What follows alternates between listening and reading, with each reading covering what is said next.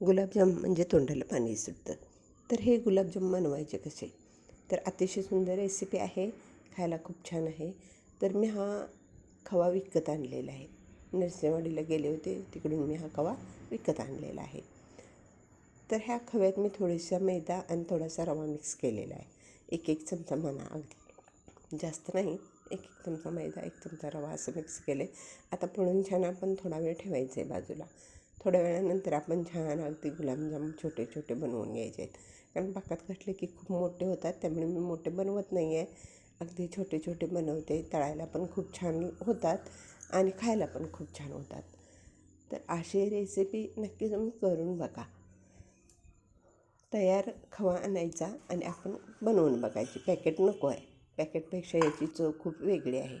तर शालिनी डॉटर या यूट्यूब चॅनलला तुम्हाला सबस्क्राईब करायला, लाईक करायचं आहे, शेअर करायचं आहे. आता आपण पाक बनवून घेतो.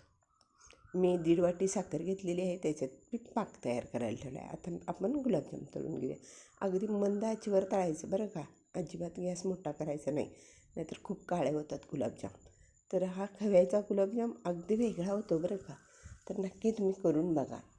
तर असे गुलाबजाम आपण थोडे थोडे करून बघूयात. अगदी सुंदर मळता येतं बरं का हे खव्याचं पीठ. आणि तयार पॅकेटचं इतकं सुंदर नसतं. ह्या दोन्हीतला फरक खूप जास्त आहे.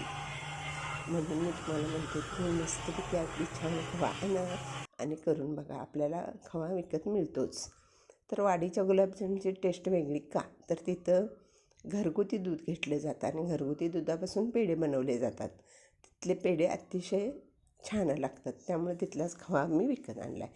तर हे आपले गुलाबजाम आत्ता आपण पाकात घालूया आणि मुरायला ठेवूया. थोड्या वेळानं आपल्याला त्याची टेस्ट पण करायची आहे.